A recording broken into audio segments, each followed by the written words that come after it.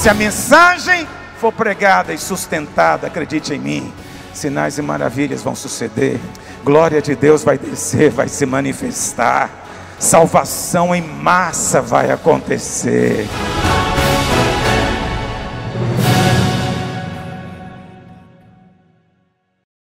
Bom, no texto que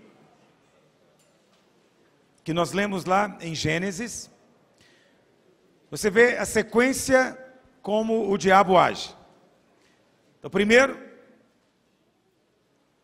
bom, não estou falando aqui da parte da tentação, né? A primeira coisa que ele faz é a tentação. Eu estou falando depois da tentação. Depois que Adão caiu no pecado, a primeira coisa é vergonha, culpa. O diabo vem dizer, você está nu agora, você está fora. A segunda coisa que vem é medo. Eu me detive bastante tempo no medo, porque é o que eu entendo que acontece frequentemente conosco. E se você tiver essa humildade, você vai ver como existe medo ao redor da sua vida. Isso não procede do Senhor. É simplesmente fruto de não conhecermos, né, como somos amados. Mas aí vem a terceira coisa, que é o sentimento de condenação. A terceira raiz de engano, ela é mais profunda. É o sentimento de condenação.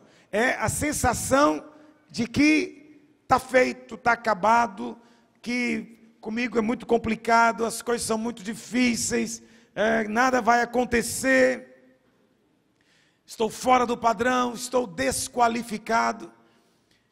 Essa é a maneira, vamos dizer assim, é a forma como o diabo produz todos os outros problemas. Onde tem esse sentimento constante de condenação, vai ter doenças psicossomáticas, emocionais, tudo por causa da sensação de condenação, ok? Eu queria me deter deter mais nesse último tópico ainda, por entender como ele é um fundamento para o seu ministério, para a vida cristã de maneira geral, para o ministério acima de tudo.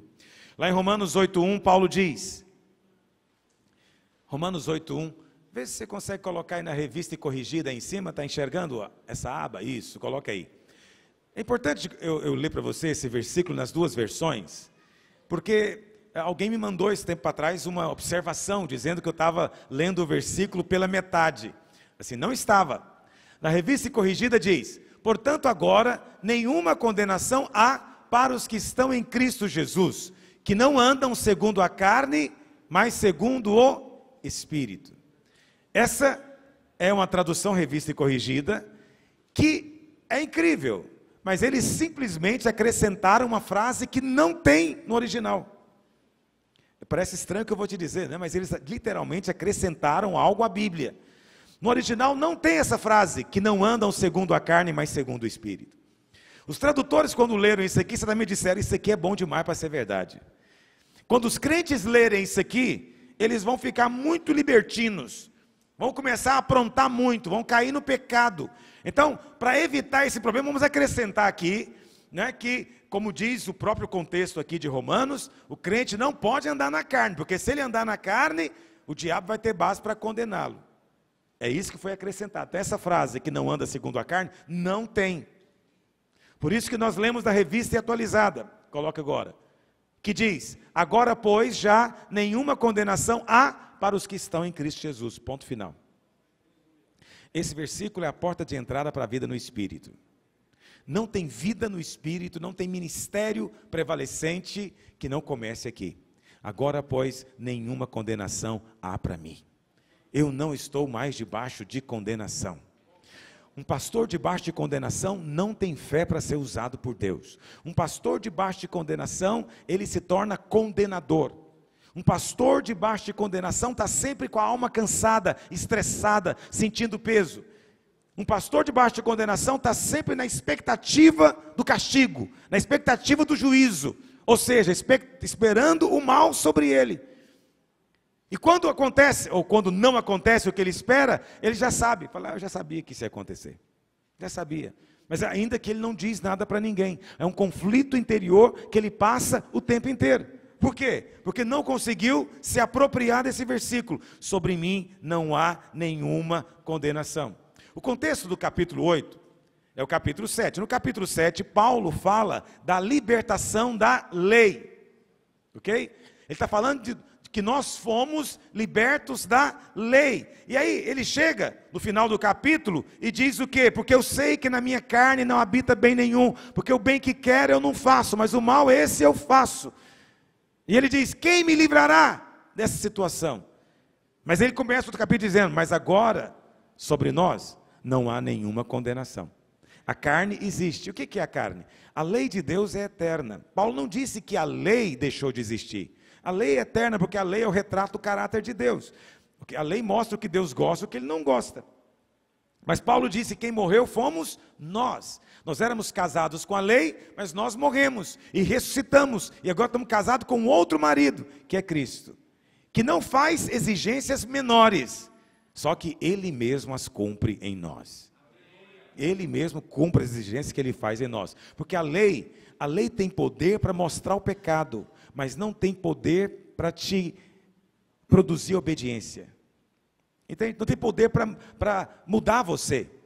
Então, a lei, o máximo que ela pode dizer é o seguinte: não roubarás. Mas a graça tem o poder de transformar você num doador generoso. Imagina um ladrão que é transformado em doador. Só a graça faz isso. A lei só aponta, não roubarás. A graça te transforma em alguém generoso que dá. E não precisa pegar de ninguém.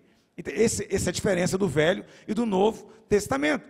Agora, por que a lei está associada com esse espírito de condenação? Você sabe, tudo que o diabo faz é baseado na lei. O diabo é legalista.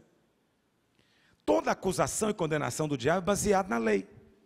Quando ele diz, você pecou, ele está falando da lei. Ele está dizendo, olha, o mandamento era esse, você errou. Então o diabo ele usa a lei para tentar você e depois usa a própria lei para condenar você. Então a lei é maligna? Não, a lei é de Deus. Mas o diabo usa de algo que é de Deus para te condenar. E é por isso que nós aceitamos a condenação, porque imaginamos que é o Espírito Santo falando. Imaginamos que é de Deus. Afinal de contas está escrito mesmo. Está lá. Né? Não adulterarás. Eu adulterei, então eu estou errado. Não tem como eu negar isso para o diabo. Não tem como eu falar nada para o diabo. Eu tenho que ficar calado ouvindo a condenação. Porque ele vai te dizer, você não pode negar. Está escrito. Você adulterou, você quebrou a lei. E quando quebra a lei, agora vai vir a ira de Deus, vai vir o juízo de Deus. Entende? Você sabe qual a maior estratégia do diabo? Eu falei para você na outra reunião, eu vou continuar nessa. É ele falar com você e você achar que é o Espírito Santo. Por que que muitos irmãos vivem debaixo de condenação? Porque eles acham que é o Espírito Santo que está falando com eles. Que é o Espírito Santo que está dizendo, você errou. Está vendo? Você pecou. Ele está achando que, porque está escrito, daqui a pouco eu vou explicar isso melhor, né? Lá em João, Jesus disse que o Espírito veio para convencer do pecado. E aí ele acha que o Espírito Santo está convencendo ele. Vamos ser francos, quem de nós aqui precisa ser convencido do pecado? Será que eu tenho que sentar aqui com o Davi e dar para ele 10 razões por que adulterar é pecado? Ah, pastor, não sinto que é pecado. Ah, então eu vou ter que orar para o Espírito Santo te convencer. Existe isso, irmãos? Com crente existe isso? Não existe. O crente ninguém precisa de convencer ele mais não, já está mais do que convencido. O que está precisando é de outro convencimento agora, convencer que ele é perdoado e justificado pela fé. Não é? Mas muitos de nós acreditamos que é assim que se vive a vida cristã. Então, como é que o diabo usa a lei? Veja, eu estava compartilhando isso um tempo atrás com um pastor nosso, estava dizendo para ele, se o diabo queria destruir o homem, destruir Adão e Eva, por que ele não tentou Eva para matar Adão? Por que ele não falou na cabeça dela? Mata ele. Ele não te ouve, não te dá presente, não te dá dinheiro para você fazer compra, mata ele. Por que ele não falou isso para ela? Vou te ensinar a fazer uma estaca de madeira. Quando ele estiver dormindo, você vai lá e finca no peito dele. O diabo não mata, ele não é o assassino. Por que ele não ensinou ela a matar? Ele teria acabado com o homem. Não é? Ele não podia fazer isso, sabe por quê? Porque ele só pode tentar com base na lei. E só tinha uma lei naquela época. Qual que era a lei? Não comer da árvore do conhecimento. Então, qual a única tentação possível? Não comer. A única tentação possível é sempre em cima da lei. Só que depois que você cai, ele vai trazer o quê? Condenação. Porque lá em Romanos 3:20, por gentileza, Romanos 3:20. Visto que ninguém será justificado diante dele por obras da lei. Olha o que está dizendo. Ninguém, presta atenção no texto bíblico, que é muito claro, mas a gente não valoriza devidamente às vezes. Ninguém será considerado justo porque obedeceu os mandamentos da lei. Isso é um decreto divino, não existe. Não é porque você cumpriu os 10 mandamentos que é declarado justo. Está escrito, ninguém será considerado justo por Deus com base nas obras da lei. O que são obras da lei? Não matar, não roubar, não prostituir, tarará, entendeu? São os mandamentos. Deus disse, ninguém vai ser justo com base nisso. Não estou aqui autorizando o pecado, daqui a pouco eu vou falar sobre isso, mas estou dizendo que isso aí é lei. O máximo que ela produz é a hipocrisia da justiça própria, mas ninguém é justificado. Mas Paulo explica, ele diz, por que ninguém é justificado diante de Deus com obras da lei? Em razão de que, pela lei, vem o pleno conhecimento do quê? Então, a lei foi dada para quê? Manifestar pecado. A lei foi dada para mostrar pecado. Presta atenção no que eu vou dizer, um raciocínio bíblico. Se a lei foi dada para mostrar pecado, o que você sente quando vê o pecado? Alegria? Paz com Deus? Você sente condenação. Como é que o diabo te condena então? Por meio da lei. Por meio da lei. E aí quando nós falamos então de ser liberto da lei, você tem que definir o que é lei.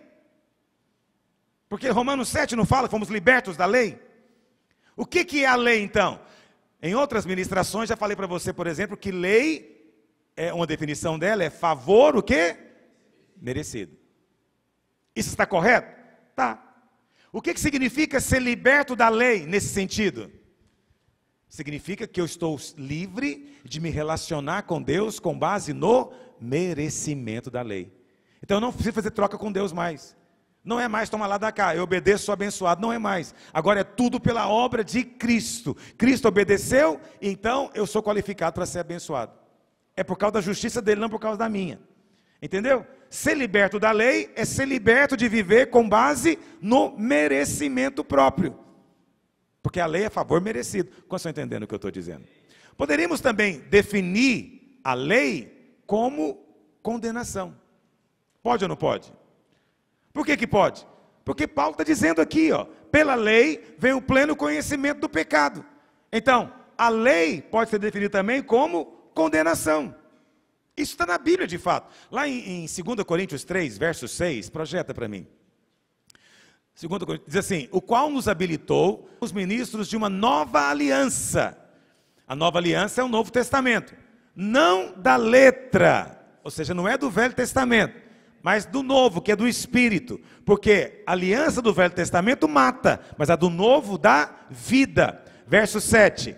E se o ministério da morte gravado com letras em pedra, o que foi gravado com letras em pedra? Os 10 mandamentos, que é a lei. Então, se o ministério da morte, que é a lei gravada em letras de pedra, se revestiu de alguma glória, né? Ao ponto de os filhos de Israel não poderem fitar a face de Moisés por causa da glória do seu rosto, ainda que desvanecente, como não será de maior glória o ministério do Espírito? Está comparando o Velho com o Novo Testamento. Aí ele continua, verso 9, porque se o ministério da condenação, veja, no verso 6 ele diz que o ministério da velha aliança é letra, do novo é Espírito. Depois no verso 7 ele diz que o ministério do Velho Testamento era morte, o do novo é vida. Aí depois no verso 8, 9, né, ele diz que a lei é ministério do que, meus irmãos? Da condenação. Leia lá, olha lá, porque se o ministério da condenação foi glória, em muito maior proporção será glorioso o ministério da... Então o Novo Testamento é chamado de ministério da justiça, mas o Velho é chamado de quê? Ministério da condenação. Eu estou preparando uma palavra para pregar domingo. Eu vou pregar domingo. Eu vou continuar essa palavra sobre fé, na verdade. E eu estava respondendo a questão de um irmão, e ele me chamou a atenção para uma coisa que eu mesmo nunca tinha reparado. Eu fui muito abençoado com ele.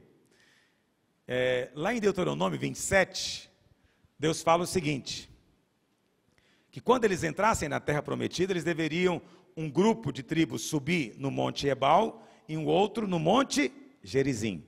6 príncipes num, 6 no outro. Os que fossem para o monte Ebal, deveriam ler as maldições da lei.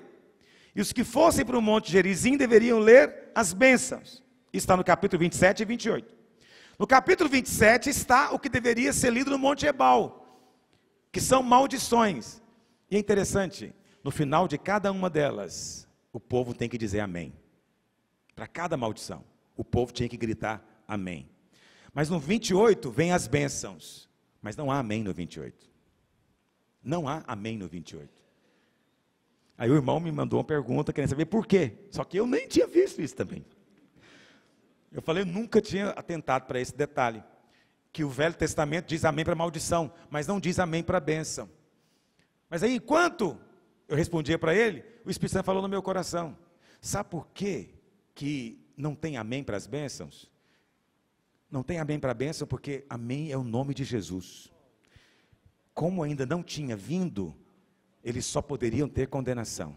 Mas no Novo Testamento, Paulo diz que em todas as promessas de Deus, Ele tem o sim e o amém por meio de nós. Nós hoje estamos no Monte Gerizim, dizendo amém para as promessas e para as bênçãos de Deus. Que eles não puderam dizer, sabe por quê? Porque era ministério de condenação. Condenação. Todo aquele que ainda vive, presta atenção no que eu vou te dizer. Eu estou tentando explicar para você cada vez com mais clareza, na prática, o que são essas coisas no Novo Testamento. Quando Paulo diz, você tem que ser liberto da lei, você tem que definir o que é lei, ok? A lei são os 10 mandamentos, é claro. Mas por que somos libertos? Porque Paulo diz que a lei é viver com base no seu merecimento. Lei é favor merecido. Todo mundo que está tentando merecer a bênção, ele está na lei. Só que Paulo diz que a lei também, ela é ministério de quê, meus irmãos? Condenação. Uma vez que a lei só tem poder de mostrar o pecado. E quando ela mostra o pecado, ela está exercendo o ministério de quê? Condenação. Porque não tem ninguém que vê o pecado e fica em paz.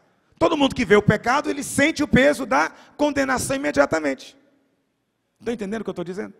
Então presta atenção. Quando você ser liberto da lei, significa ser, se você ainda vive com base no merecimento, se você está o tempo inteiro tentando conquistar o amor e conquistar a bênção, a verdade é que no final das contas, você não vai conseguir, na sua cabeça, cumprir a condição, e vai estar sentindo o tempo inteiro condenação. O tempo inteiro sente condenação. Colocaram na sua cabeça que para você ter um ministério frutífero, você tem que orar 5 horas por dia. Você não consegue orar 5 horas por dia, mas você se esforça. Aí nessa semana você conseguiu orar 5 horas. Aí você chega no culto cheio de quê? Chega no culto cheio de quê? Fé no seu mérito. Eu fiz a minha parte. Deus vai fazer a parte dele. Isso é chamado de quê? Justiça própria. Deus não abençoa. Mas por que você está tentando merecer? Tem semana que você não vai conseguir. Na verdade, quase todas elas você não vai conseguir. Aí você chega domingo, você não orou o tanto que você ouviu dizer que tem que orar. Aí você conclui o quê? Eu não vou ter o ministério abençoado. Eu não vou ter o ministério que Deus vai abençoar, porque tem que ser assim, eu não cumpri. Pastor, mas não tem que orar? Tem, mas não transforma a oração em lei. Entendeu? Lei é quando você está trocando. Todas as vezes que você quer merecer a bênção, você está debaixo da lei. Não precisa mais. Jesus já pagou o que tinha que pagar, então Ele é que merece. Quando você está em Cristo, você está debaixo de toda sorte de bênção espiritual. Efésios 1:3. Ele nos tem abençoado com toda sorte de bênção espiritual em Cristo Jesus. Por causa que Ele merece. Só quem cumpre a lei pode ser abençoado. Isso é verdade. Todo ser humano sabe disso. Só quem cumpre a lei pode ser abençoado. Mas Paulo disse, ninguém nunca cumpriu a lei. Quem pode então ser abençoado? Mas Deus veio ao nosso socorro. O que Ele fez? Me enviou o seu filho. E o seu filho obedeceu completamente. Porque ele obedeceu completamente, Jesus é completamente o quê? Abençoado. O céu está aberto sobre ele.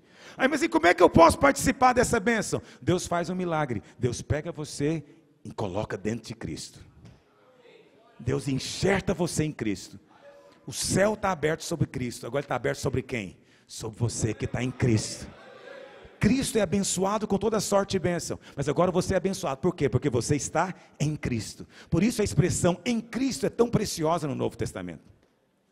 Tão preciosa para Paulo. Repete ela a exaustão. Por quê? Porque toda a bênção é para Cristo, não é para você. Todo poder é para Cristo, foi dado para Ele. Toda autoridade foi dada para Ele. Como é que você participa disso? Pelo milagre, Paulo diz. Você foi incluído nele, por meio do batismo. Quando você entrou na água e levantou, Paulo diz, naquele dia você foi mergulhado em Cristo. Tornou-se participante de todas as bênçãos espirituais. Agora, se a lei pode ser definida como condenação, ou seja, qualquer um que vive na lei, vive debaixo de condenação. Em outras palavras, como é que eu sei se um pastor vive na lei ainda? Se ele vive debaixo de quê? Condenação. Quanto mais debaixo de condenação, mais da lei você é ainda. Mais do mérito próprio você é ainda. Agora eu vou contar uma coisa que poucos sabem. Os que estão na lei não conseguem vencer o pecado. Mas como é que eu sei que eu estou na lei? Por causa da condenação. A definição de lei também é isso, condenação. Então, quanto mais uma pessoa se sente debaixo de condenação, mais propensa ao pecado ela se torna. Não é o contrário. Vê como é o inverso que muitos pastores fazem? Eles querem fazer o crente sentir mal pelo pecado, condenado. Mas quanto mais o crente se sente condenado, mais ele peca. A maneira dele vencer o pecado é vencendo a condenação. Tem um versículo muito poderoso, que eu sempre gosto de mencionar, 1 Coríntios 15, 56. Decora essa referência, porque ele é poderoso demais. É uma afirmação que só Paulo mesmo vai fazer uma afirmação dessa. Se ele não tivesse feito, ninguém teria feito na história. O aguilhão da morte é o pecado, ou seja, para que haja morte é preciso o ferrão do pecado. É o ferrão do pecado é que produz a morte, ok? Mas a força do pecado é o quê? A lei, muito bem. Vamos lembrar, eu falei pelo menos de duas definições de lei para você hoje. A primeira que eu falei, o que que é? Lei é o quê? Favor. Então, a força do pecado é viver pelo merecimento. Quem vive com base nesse princípio do merecimento, cada dia o pecado se torna forte na vida dele. É o que está escrito. Entendeu? Agora, eu estou acabando de te mostrar aqui, Paulo chama a lei também de ministério da condenação. Então eu poderia dizer que a força do pecado é o que, meus irmãos? A condenação. A força do pecado é o sentimento de condenação. Quanto mais sentimento de condenação, mais forte é o pecado, mais difícil de vencer. Toda pessoa que está caída no pecado, ela acaba caindo mais, por causa da condenação. Agora você está entendendo por que às vezes eu aconselho aqui os jovenzinhos, mesmo diante do pecado, a levantar e dizer, eu sou justiça de Deus em Cristo. Para sair da lei. Porque enquanto ele estiver lá, não tem vitória. Só tem vitória quando ele sai e fala, eu vou vencer, eu não tenho mérito. Eu sei que eu aprontei, eu não tenho merecimento nenhum. Só vou vencer se eu estiver em Cristo. Aí quando ele crê que ele é justiça de Deus em Cristo, está lembrando do em Cristo? Lembra o que eu falei agora? Ninguém é justo em si mesmo, mas só o justo recebe a bênção. Mas só tem um que é justo, quem é? Cristo. Como é que ele faz você se tornar justo? Para receber a bênção? Ele coloca você em Cristo. E uma vez que você está em Cristo, você é o quê? Justo. Você participa da justiça dele, participa de tudo que ele é. Você vê que mesmo as coisas simples podem ser profundas para valer. Tão profunda que muitas pessoas acham que entendem quando não entendem. E continuam vivendo debaixo da lei. Última reunião de supervisor, o pastor Roberto mencionou um texto que eu quero até ler com você, lá em João 8, verso 10. Não é? Porque quando a gente fala de ser liberto da lei, qual a primeira coisa que vem na cabeça de alguns irmãos? A primeira coisa que vem é isso. O pastor Luiz, ele está sendo complacente com o pecado. Agora não tem mais regra na igreja, agora pode fazer o que quiser. Eu não disse isso. Nem Paulo disse isso. Entendeu? Na verdade, o pecado é uma coisa tão séria que precisou do Filho de Deus morrer na cruz para vencê-lo. Então, eu não acho que o pecado é pouca coisa. O que eu quero é vencer o pecado. A graça é a provisão para vencer, não para viver no pecado. Só que quanto mais eu condeno os irmãos, mais o pecado é forte na vida deles. Pode olhar, quanto mais legalista a igreja, mais escândalo tem. Você não se questiona por que a igreja mais legalista do Brasil é onde mais tem confusão? Por que você acha que é assim? Que eles sentem? Não, é por causa da lei.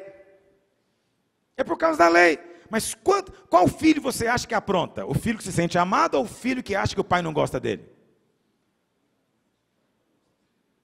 É claro. Quanto mais o menino sente que o pai gosta dele, o que ele fala? Gente, eu tenho que estudar, meu pai está dando mó duro para pagar essa escola para mim, eu não posso brincar não. É meu pai, ele está mostrando que me ama. Já ouviu o menino falando isso? Eu já ouvi. Eu já ouvi. Mas também já vi menino com a postura assim, meu pai não está nem aí para mim, vive viajando, nunca dá atenção para mim, nunca foi na minha escola, está nem aí para mim. Qual que é a postura desse menino? Também não está nem aí para o pai. Mas o menino que está vendo tanto que o pai está sacrificando por causa dele, porque quer pagar uma faculdade para ele, porque quer que ele prospere, porque quer que ele vença na vida, o menino interpreta isso, meu pai gosta muito de mim, eu preciso de corresponder. É verdade ou não é? A mesma coisa acontece na vida espiritual. Se você sente que Deus te ama muito, e você sabe que Ele te ama muito, Ele te provou que ama muito, diante do pecado, mesmo você caindo no pecado, sua postura é o seguinte: eu não posso ficar aqui, eu não sou daqui. Eu não sou isso aí, eu sou filho de Deus. Eu posso até ter feito isso aqui, mas, nossa, não aguento isso aí, isso não é para mim. Eu sou filho, entende? É diferente. Agora, aquele que vive debaixo de condenação, a ideia dele é o seguinte: Deus agora está com raiva de mim. Sim, porque ele pecou, ele não merece o amor. Deus está com raiva de mim. Aí ele fala, já estou aqui, vou enfiar o pé na jaca logo de uma vez. Aí piora. Aí ele apronta mais ainda. Entendeu? Ele tinha transado com uma, agora ele faz uma orgia, porque já está aqui mesmo na lama. Só faz piorar. Mas aquele que sabe que é amado, ele só encosta no pecado, ele sai rápido, ele fala, não nasci para isso. Eu sou justiça de Deus em Cristo, eu não sou pecado, eu sou justiça. Eu sou filho dele, eu tenho a natureza dele. Entendeu? Esse está andando em Cristo, mesmo que tenha tropeçado, ele não quer continuar no pecado. Essa ideia da impecabilidade é tola. Tem gente que ensina isso por aí também. Entende? Ainda há queda, ainda há tropeços. Mas a questão a se olhar é isso. Você está na lei ou você agora entendeu que é tudo em Cristo? Porque se estiver na lei, aí está debaixo do merecimento. Quem está debaixo do merecimento vai cair e vai ficar debaixo de condenação. Olha como que Jesus disse. Lá em João 8, os fariseus trouxeram a mulher pega em adultério. Lembra? Foi pega em adultério. Eles trouxeram só ela, não trouxeram o homem que estava junto. Deveria ser um fariseu do grupo deles, obviamente.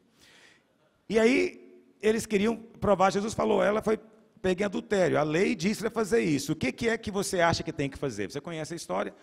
Jesus, então, levantou e falou, quem não tem pecado, atira a primeira pedra. Olha o verso 10. Ninguém jogou pedra nela, cada um, tomado de consciência, né? Largou a pedra no chão e foi embora. No final ficou só ela e Jesus. Mulher, onde estão aqueles teus acusadores? Ninguém te condenou? Ela respondeu, ninguém, Senhor. Agora está aqui quem pode condená-la, porque ele não tem pecado. Mas só que ele não veio para condenar. Ele diz, nem eu tampouco te condeno. E logo em seguida ele disse o quê? Vá e não peques. Muito bem. Se você ler só o vá e não peques mais, se você ler só o vá e não peques mais, seria Moisés. Seria só lei. Mas ele não falou só isso. O que ele falou antes disso? Eu não te condeno. Você tem coragem de falar isso? Quem está falando é o próprio Deus feito gente.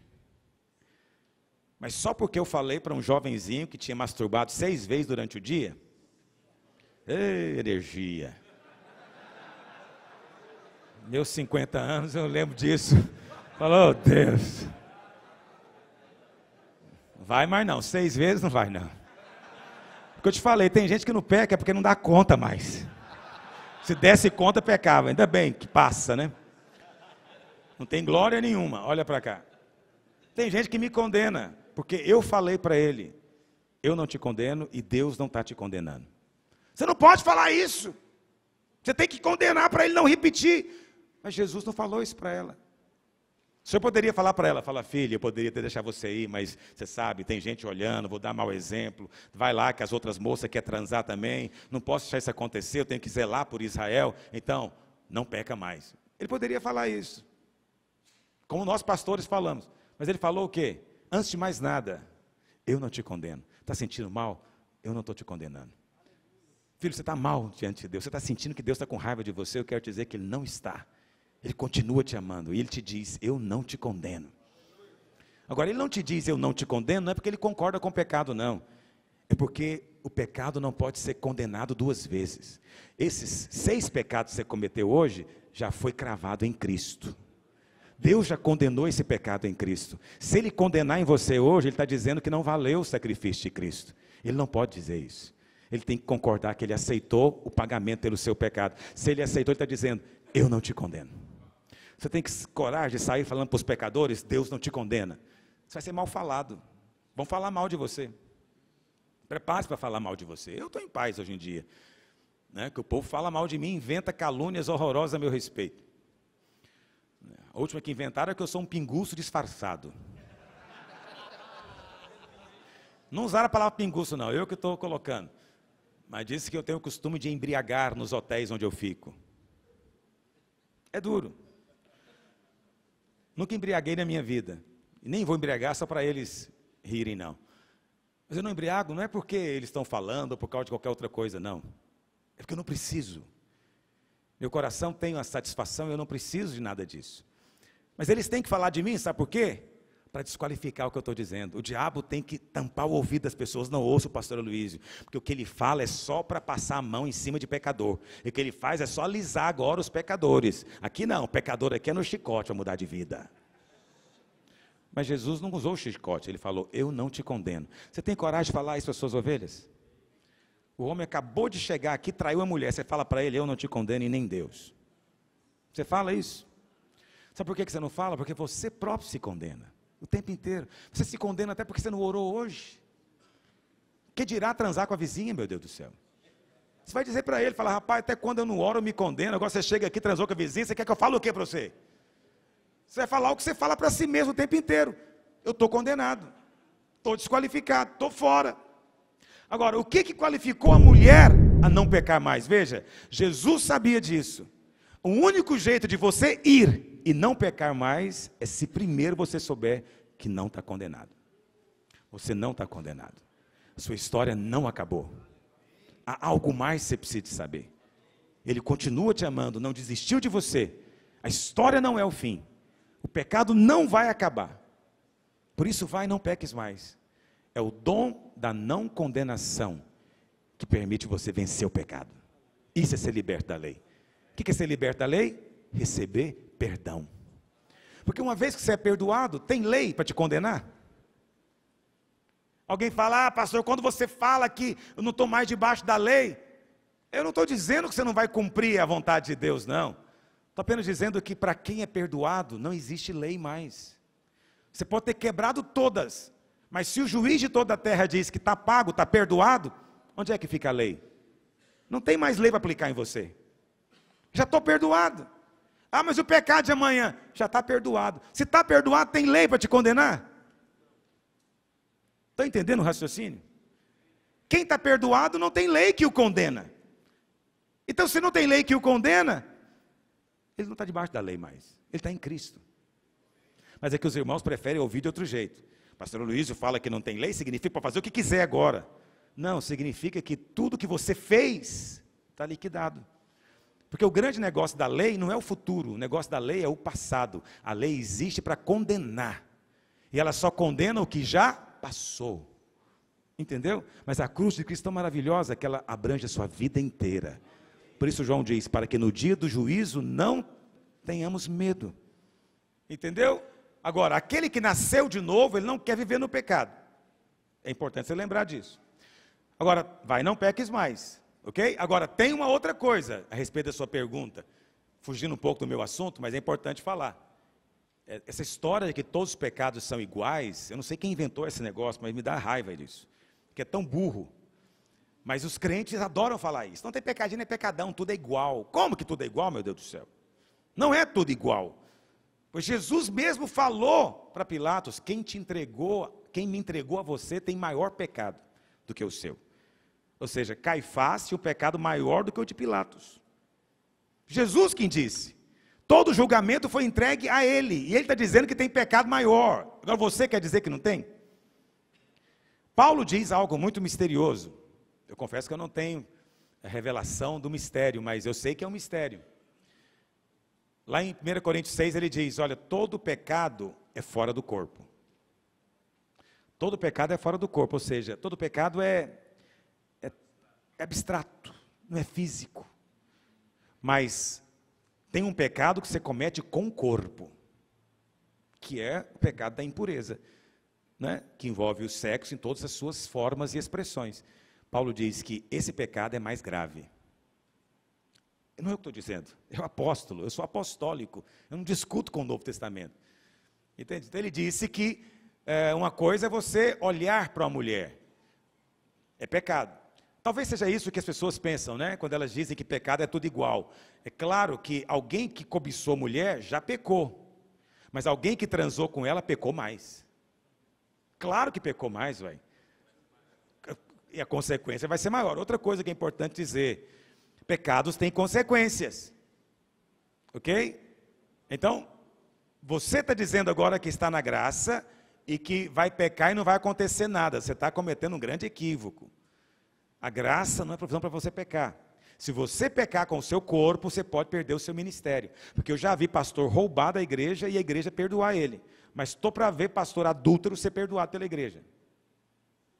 Nós tínhamos uma igreja, temos ainda a igreja lá no Gama. Originalmente tinha um pastor que estava lá. Eles fizeram uma campanha e arrecadaram R$200 mil para comprar um lugar. O pastor fugiu com o dinheiro. Fugiu, literalmente. Pegou a mala e sumiu no mapa. Aí os irmãos nos procuraram. Pastor, nos abandonaram, o pastor fugiu com o dinheiro da igreja. Aí nós assumimos a igreja. Tá bom, vamos lá cuidar. Aí estabelecemos célula e tal. Passou um ano, acho que um pouco mais de um ano, o pastor voltou. O pastor voltou, chegou diante da igreja, pediu perdão e os irmãos foram embora com ele. E eu fiquei como mal na história, que tomei a igreja do pastor.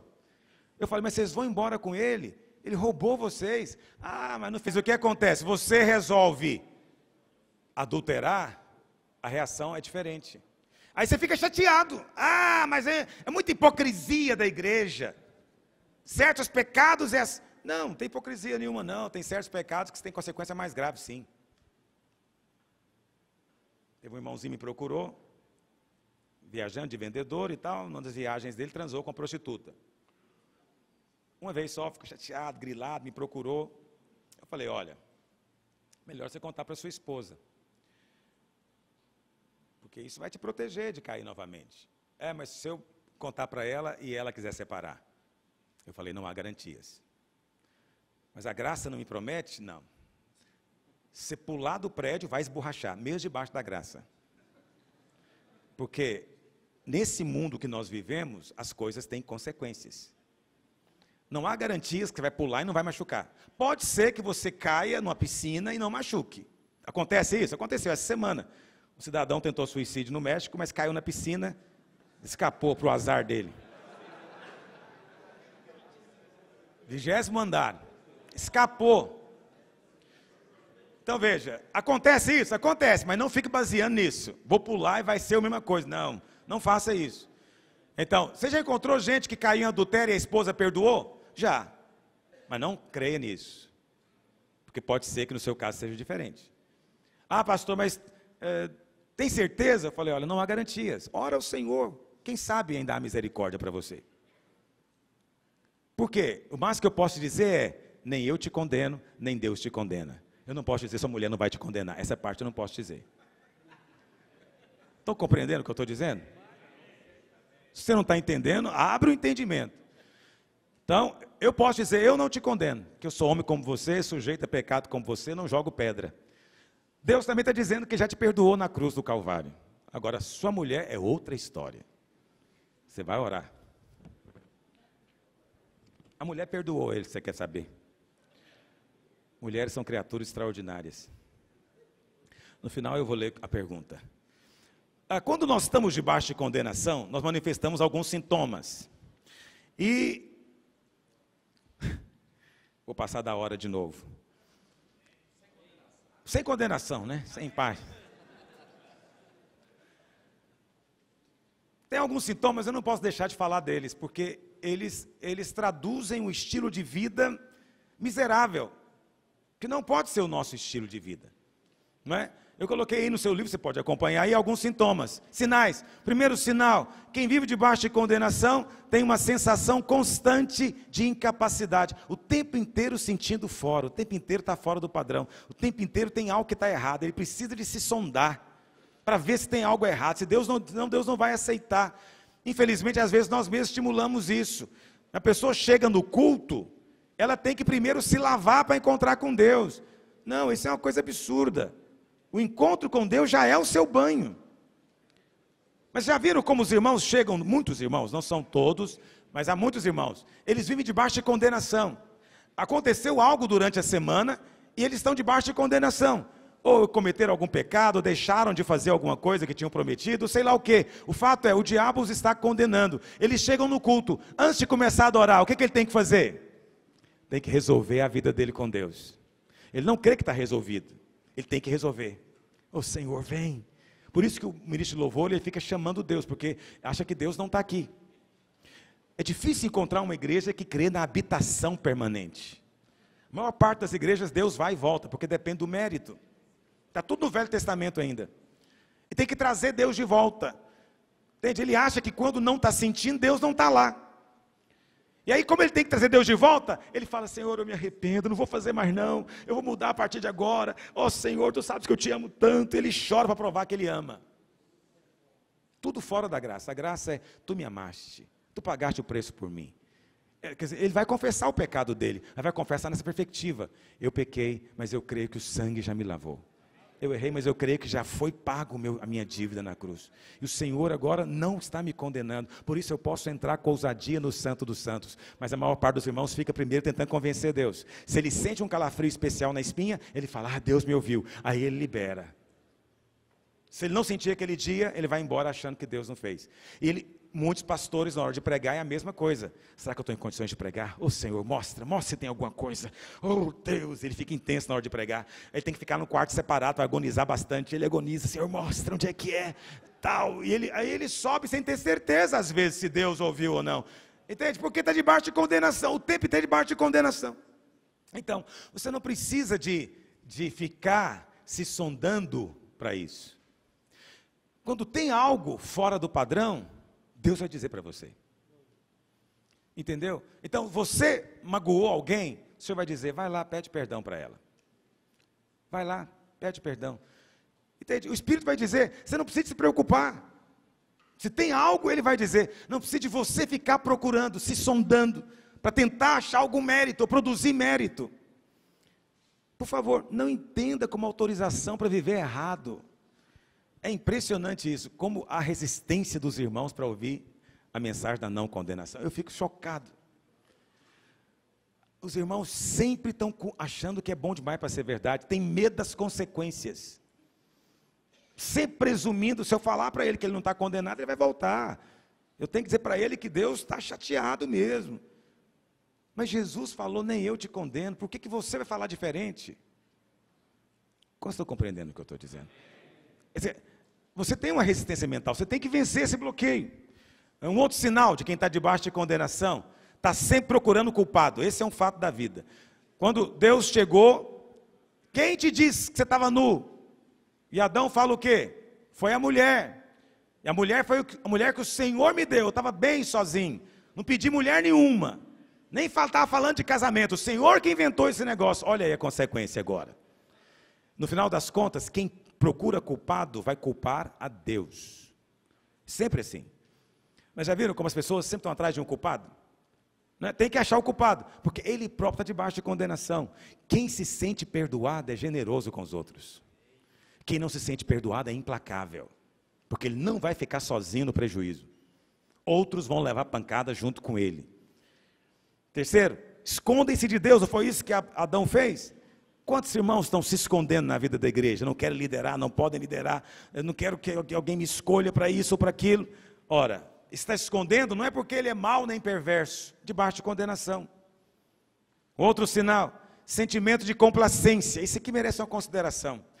A pior coisa a respeito da condenação é quando você tem um problema. Você sabe, o dia em que a condenação é mais forte na sua vida, não é o dia que você peca.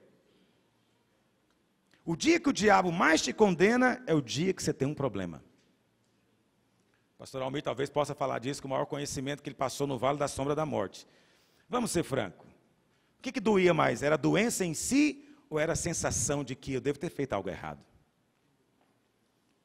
Eu tenho que procurar, eu fiz algo errado, Deus está com raiva de mim, a ira dele me pegou, o que foi que eu aprontei?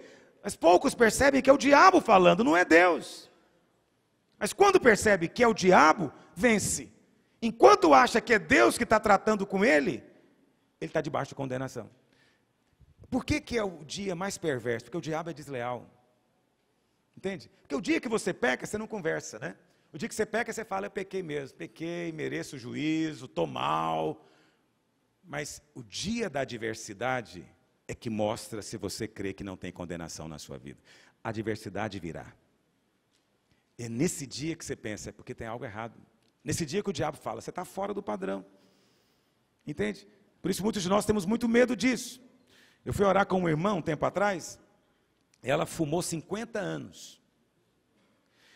E ela estava com suspeita de câncer, ela não sabia se estava com suspeita de câncer no pulmão. Aí eu fui orar com ela, eu falei, irmã, você crê que Deus pode curar você aqui hoje? Ela falou, pastor, eu até creio, mas você sabe, eu fumei 50 anos. Eu até entendo agora, eu tenho um câncerzinho no pulmão. Isso chama-se condenação. Eu falei para ela, tá bom, eu entendo o que você está falando, acho que você tem razão. Mas vou te contar uma outra parte da história. E se eu contasse para você que Jesus levou na cruz 50 anos de fumo? 50 anos foi tudo juntado num momento só e jogado em cima dele. Ele já pagou pelo seu pecado 50 anos. De maneira que agora, quando você vai orar, Deus não lembra que você fumou. Você crê que Ele poderia te curar agora? Aí ela falou, bom, eu acho que quem nunca fumou não merece ter câncer. Eu falei, você está entendendo já. Para Deus é como se você nunca tivesse fumado. Seu pecado foi perdoado. Já foi condenado em Cristo. Se você falar agora de fumo para ele, vai dizer, fumo? Qual fumo? Não estou lembrando de fumo na sua vida. Aí ela ainda falou assim, pastor, você é assim bom desse jeito? Ela achou que era bom demais para ser verdade. 50 anos de pecado na cruz. E eu só falei do fumo, não falei dos outros pecados dela. Só falei de um. Entendeu o que eu estou dizendo? Nós oramos por ela, depois confirmou-se que ela não tinha o câncer, não sei se ela foi curada ou não, mas o que me interessa dizer é que ela só teve fé na hora que eu falei que não tinha mais condenação. Mas não é que não tinha condenação porque Deus esqueceu o pecado assim, olha, vamos esquecer esse assunto, vamos virar a página. Não, Deus não pode esquecer pecado dessa maneira. Pecado tem que ser punido, pago. Então, quando Cristo veio, Ele foi punido pelo seu pecado. Houve uma punição sobre Ele. Entendeu? Então não é que Deus bateu a mão no seu ombro e falou, vamos começar de novo. Não. É que foi pago a dívida. Isso mostra o tanto que o pecado é coisa grave. Deus não pode simplesmente fazer vista grossa. Não. Ele é justo. O pecado tem que ser justamente punido. Só que ele foi punido. Uma vez que ele foi punido, você não pode mais ser condenado por causa dele. Quem vive debaixo de condenação atrai para si doenças. Eu gosto de citar o exemplo de Jó. Lá em Jó 3, verso 25, projeta para mim. Eu preguei sobre Jó esses dias. Depois você Na verdade, está até aí no livro, aí, é um dos capítulos. Jó 3,25 diz, Jó falando, aquilo que temo me sobrevém, e o que receio... muitos anos atrás, na minha igreja, né, uns quase 40 anos atrás, esse versículo era muito falado. Então eles diziam, não tem medo não, porque se você tiver medo, acontece com você. Está escrito na Bíblia lá, o que você tem medo, acontece. Aí eu tinha medo de ter medo. Quando eu começava a sentir medo, eu ficava com medo. E quando mais medo eu tinha, mais medo eu ficava. Porque eu tinha medo de sentir medo. Vê que coisa atormentadora que era isso. Então Jó tinha medo. O que ele tinha medo? Você tem que ler na Bíblia para você saber. Jó 1, verso 5. Olha o que ele diz. Decorrido o turno de dias dos seus banquetes, chamava Jó seus filhos e os santificava. Levantava-se de madrugada e oferecia holocausto segundo o número de todos eles. Pois dizia, talvez, quer dizer, ele nem sabia se tinha pecado. Esse talvez aí, talvez tenha pecado, blasfemado contra Deus. Então Jó vivia na expectativa do quê? Que devia ter algum pecado escondido. Não parece com alguns de vocês? Deve ter alguma coisa aqui, eu não sei o que é. Sei lá se não pecaram, talvez pecou, não estou sabendo. Então ele já vivia aplacando a ira de Deus, que ele nem sabia se tinha ou não também. Entendeu? Tudo porque tinha o quê? Medo. O medo fazia ele parecer piedoso. Ele oferecia os holocaustos porque tinha medo. Condenação produz medo. Isso é uma coisa interessante, porque eu falei do medo agora mesmo para você um bom tempo. Poderia ter mencionado esse tópico também. Entende? Essa sensação de condenação produz medo. Por quê? Expectativa do mal, do juízo, expectativa do castigo. Tem crente que não acorda de manhã com expectativa de coisas boas. Hoje vai ser um dia abençoado, Deus tem coisa... Não, tem dia que ele acorda, quase sempre ele acorda pensando, Senhor, vê se não tem nada errado comigo. Ele até respira assim fundo, Jesus, mostra se tem algo errado. Me livra, Senhor. Ele está sempre esperando o pior. Não espera o melhor. Por que disso? Espírito de condenação. Sentimento de condenação produz expectativa do mal o tempo inteiro. E isso gera medo. Quinto, autopunição. Quem está debaixo de condenação vive se punindo. Para usar uma expressão comum em livro de autoajuda, vive praticando autossabotagem. A pessoa quer casar, arruma um namorado, mas ela mesma acaba com o namoro. Porque ela não merece. Quem vive com base no merecimento, está sempre se sabotando. Mas quem vê a bênção e fala, mereceu, não mereço não, mas eu recebo. É muita graça de Deus. Esse vai viver bem. Mas tem gente que começa a achar que é muita areia para o caminhão dele, ele mesmo sabota a história. Isso é autopunição. Você sabe, Judas se autopuniu. Suicídio é um tipo de autopunição. Ele percebeu o que ele tinha feito, sentiu remorso, traiu sangue inocente. O que ele faz? Devolve o dinheiro e vai se matar. Ele achou que a vida dele iria pagar pela vida de Cristo. Mal sabia ele que algumas horas depois, a vida do filho é que ia pagar pela vida dele. Tivesse esperado algumas horas. Isso é justiça própria. Você acredita que pode pagar o preço. Você acredita que pode chegar diante de Deus e pagar o preço da sua salvação. Isso é abominável diante de Deus. Mas tem gente que se pune. E ele acredita que se punindo, Deus está feliz com ele, está vendo tanto que ele está arrependido. Esse é o princípio da penitência. Crentes não se penitenciam às vezes como um católico, mas se penitencia de outras formas. Vive aguentando aquela doença, porque ele fala, eu pequei mesmo, eu vou aguentar em paz, vou suportar o jugo, eu errei. Ele não acredita que o Pai não está condenando. Sentimento de inferioridade. É lamentável que muitos irmãos fiquem o tempo inteiro dizendo o quanto que não prestam. Não presto, não sou nada, não valho nada, tu sabes, Senhor, que eu sou um zero à esquerda. Veja, isso parece piedade, mas não é. É simplesmente sentimento de condenação disfarçado com piedade. Piedade, vida aparentemente espiritual, mas não é. Você não vai ver Ninguém no Novo Testamento está agindo assim. Pelo contrário, a ordem bíblica é de você confessar o que você é em Cristo, não na sua carne. Mas muitos gostam de fazer isso porque é uma maneira de dizer o quanto eles estão arrependidos e ganhar, talvez, simpatia do céu. Bom, mas pastor, você falou tudo isso aí é obra do diabo. Exatamente. Só que muitos de nós interpretamos muito do que eu falei aqui como sendo o Espírito Santo. E é isso que eu quero desmascarar hoje em nome de Jesus. Qual que é a obra do Espírito Santo? O Espírito Santo faz 3 coisas fundamentalmente com relação a isso. Nós estamos habituados a pensar no Espírito Santo como poder de Deus. Então, para nós, o Espírito Santo é sinônimo de quê? De buscar poder para evangelizar, poder para pregar, poder para multiplicar a célula. Nossa ideia é sempre de poder. Claro que o Espírito Santo é poder, mas não é só isso. O Espírito Santo também é uma pessoa. E ele foi enviado também com um propósito. Ele está aqui na terra, ele não voltou lá para o céu. Ele está aqui há 2000 anos fazendo algo. O que ele está fazendo? Então, há muitas coisas que o Espírito Santo faz. A Bíblia fala que ele intercede por nós com gemidos, por exemplo. Mas com relação a esse assunto da condenação, ele faz 3 coisas, diz a Bíblia. Ele convence, ele testifica e ele testemunha.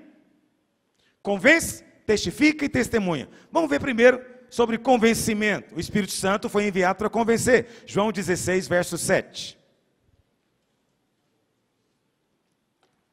Tenha um pouco de paciência comigo só hoje. Prometo que vou mudar, vou ser melhor. Mas eu vos digo a verdade, convém-vos que eu vá, porque se eu não for, o Consolador não virá para vós outros. Se porém eu for, eu vô-lo enviarei. Verso 8. Quando ele vier, convencerá. Veja, ele vai convencer. Então, um dos trabalhos do Espírito Santo é convencer. Mas aí vem o texto. Convencerá o mundo. Convencerá quem, meus irmãos?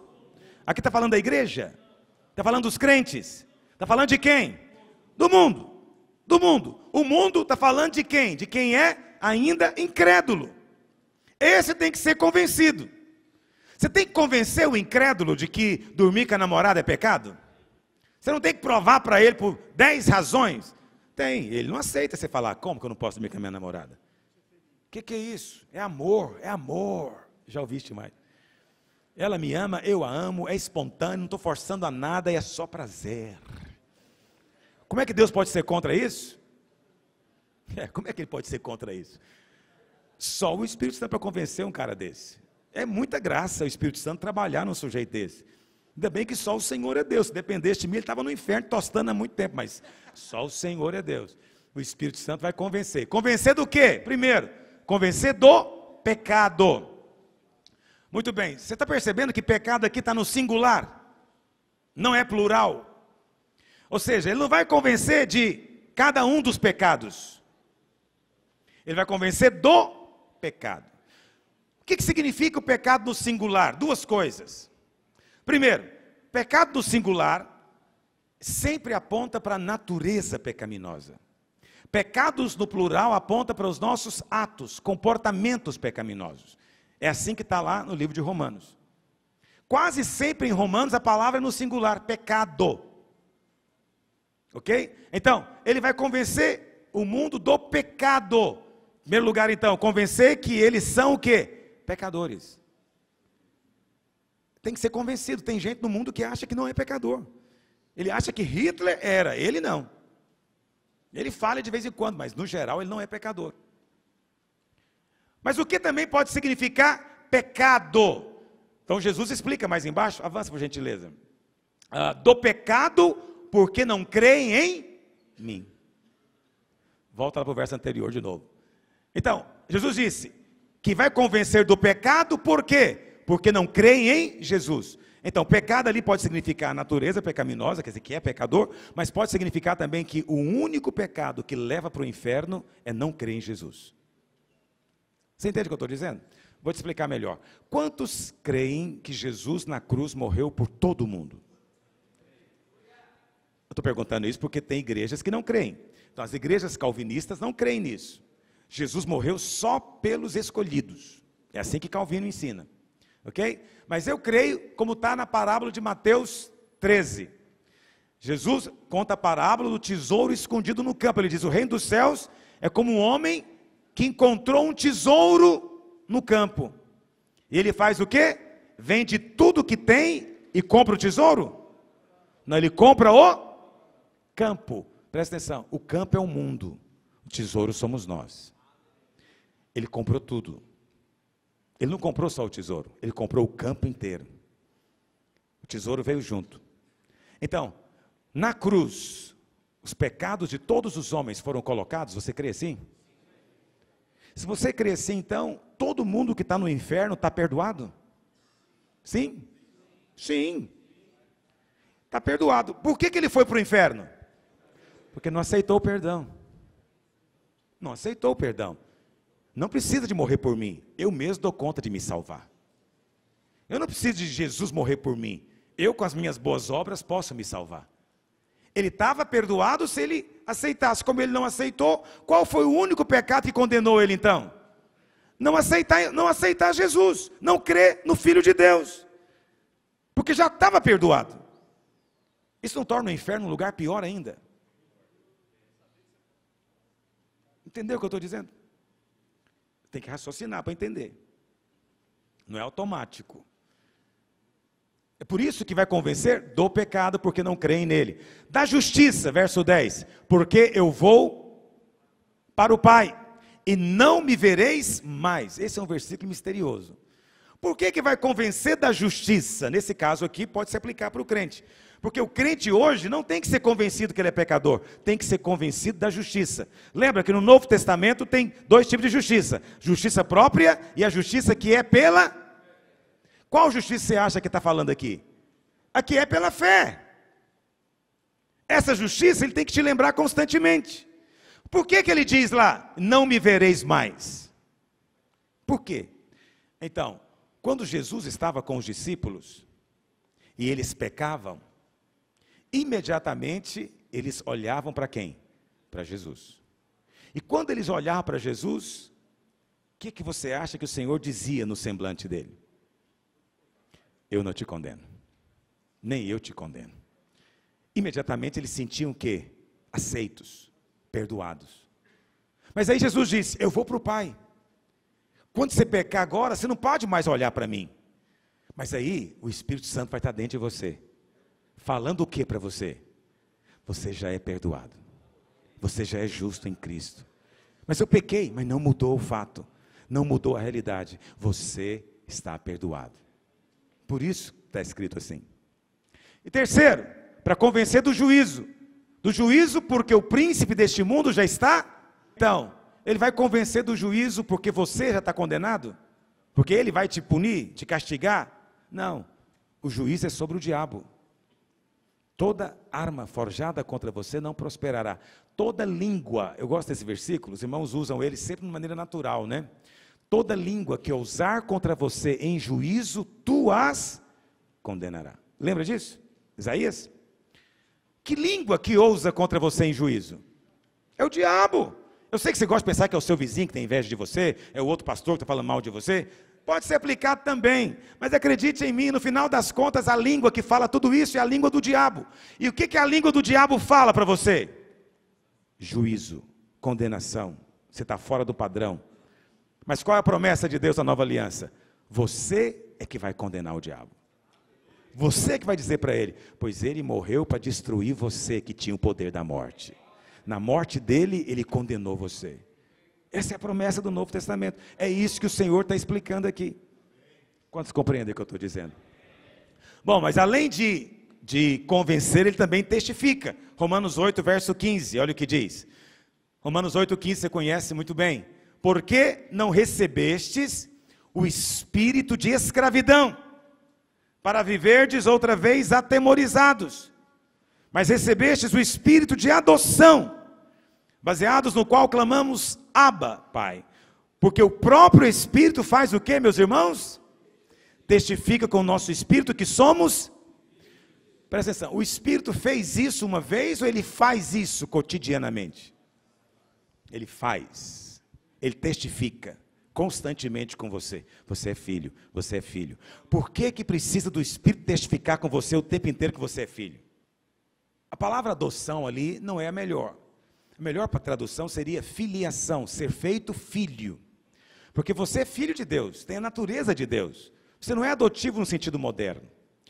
Mas, alguém fala, por que não muda? Porque tem uma razão de ser a adoção aqui. Vou te explicar qual a razão de ser.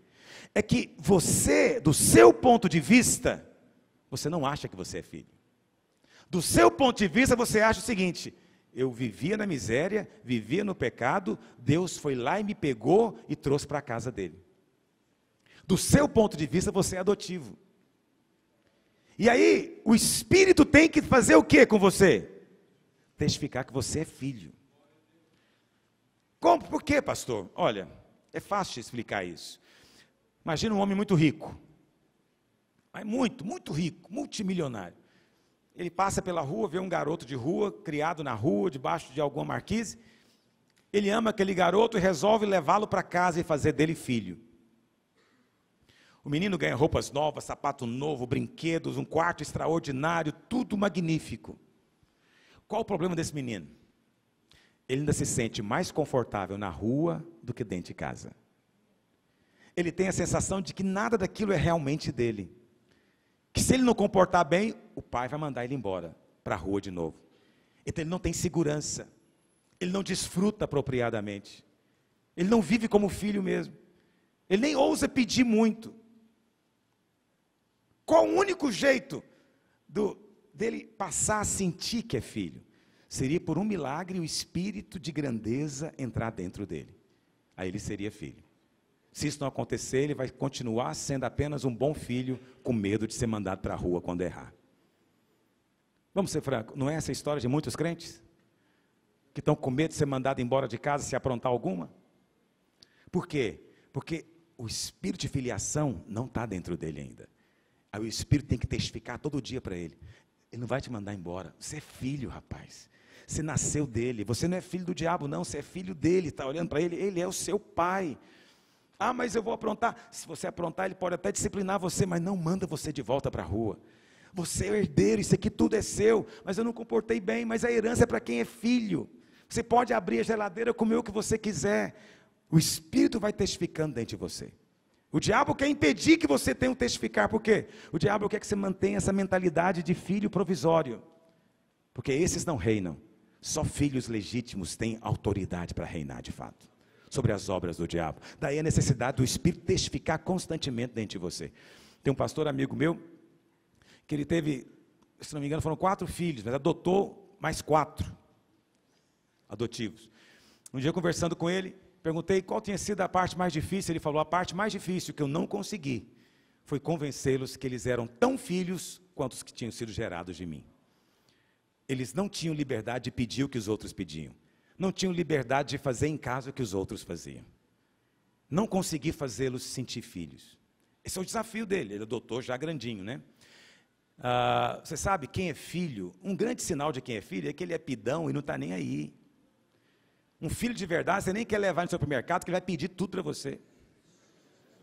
E neto também. Eu estava com a minha netinha, ela ia fazer 3 anos, levei ela no shopping, estou passeando com ela me puxando para entrar onde? Na loja de brinquedo. Chegou lá, tinha um carro elétrico, nem sabia que existia isso para criança. E ela falou: eu quero é esse. Eu falei: ai. Eu falei: é o seguinte, vovô não tem dinheiro. Não, primeiro eu falei assim: vovô não trouxe o dinheiro. Aí ela falou: usa o cartão. 3 anos, vê se não é genético. Igualzinho sua mulher, né? Genético o negócio. Usa o cartão. Ela queria, simplesmente. Ela não perguntou se merecia. Ela não questionou lá: será que eu estou em condições? Se eu tenho idade? Será que eu estou qualificada? Ela não perguntou nada, ela só pediu. Só pediu. Infelizmente eu não dei, porque eu acho que ela não tem idade ainda. Quando tiver eu dou. Entende? Mas veja, é filho. Quando é adotivo, ele fica esperando você dar. E o que você der, ele já está muito feliz porque recebeu. Mas ele próprio sapatear no chão pedindo alguma coisa, não faz. É preciso o espírito de grandeza entrar dentro dele. O Espírito Santo é o espírito da grandeza celestial. Ele entrou dentro de você e todo dia ele está testificando para mudar a sua mente, que você não é mais adotivo, você é filho. Pode pedir, ele está dizendo, pede rapaz, você é filho, você é filho. Aí quando você tem esse testificar, aí o espírito de condenação sai. Como estão compreendendo o que eu estou dizendo? Você sabe, são verdades muito simples, mas muito poderosas. E que afetam diretamente o seu ministério. O seu ministério. Por quê? Por que não pedimos? Porque achamos que não merecemos. A condenação nos constrange. Por último, o Espírito veio para testificar, para testemunhar, não só para testificar. Lá em Hebreus capítulo 10, verso 15 diz, e disto nos dá testemunho. Veja, Jesus disse que o Espírito veio para convencer, lá em Romanos vimos que ele veio para testificar, mas aqui em Hebreus diz que ele também veio para dar testemunho. Disso nos dá testemunho também o Espírito Santo, porquanto após ter dito, esta é a aliança que farei com eles depois daqueles dias, diz o Senhor, porém no seu coração, do Espírito. O Espírito que vai testemunhar para você, olha, não tem nada escrito lá no livro da vida a seu respeito. Não nada consta a seu respeito lá, nada, nada. Você tem apenas que crer nisso. É por isso que o sangue era aplicado na porta pelo lado de fora. Quem estava dentro não via. Que o sangue não é para nós. O sangue é para Deus e para o anjo da morte. Não é para nós. Eles vinham do lado de fora. Você do lado de dentro não via. Você tinha apenas de crer. Alguns ficavam talvez inseguros dentro de casa. Ou talvez o menino dissesse, pai, será que vai dar certo esse negócio do sangue lá? Será que vão ver? Talvez tivesse até questionamentos, mas preste atenção. Não via, não sentia. Não é para sentir. Não espere sentir. Não espere ter um calafrio. Não espere ter uma emoção do perdão. O Espírito Santo não veio para trazer isso para você. Ele veio para testemunhar para você e dizer, é assim. E como é que ele testemunha? Na pregação. É sempre de fora. Ele testemunha através da palavra profética. Ele testemunha através da escritura. Ele testemunha através da ilustração do Velho Testamento. Mas acima de tudo, ele testemunha com homens de Deus falando para você. Falando para você. É de fora. É de fora, é esse o testemunho, e é o que eu vim dizer para você hoje, nada consta a seu respeito, filho, não viva debaixo do engano do diabo, essas 3 raízes do engano é que bloqueiam o seu ministério, é que impede você de pedir coisas grandes, é que impede você de ter fé para fluir mais, tudo porque o diabo te convence que essas coisas é o Espírito Santo falando, não é, eu espero ter desmascarado a obra do diabo hoje, para que você possa de fato ouvir o Espírito. O Espírito fala. O Espírito de fato fala. E ele também mostra em nós. Em 1 Coríntios 7, verso 10, diz assim, a tristeza segundo Deus produz arrependimento para a salvação. Mas a tristeza segundo o mundo produz morte. Basta analisar. A tristeza do Espírito gera em você paz. Mas se a tristeza tirou sua paz, ela não é do Espírito. Ela gerou morte em você, peso, jugo, angústia. Não é o Espírito que está agindo. O Espírito sempre levanta você. Ele te leva para o Pai. Não te afasta do Pai, nunca. Nunca. Rejeita hoje para avançar na presença de Deus. Vamos ficar de pé.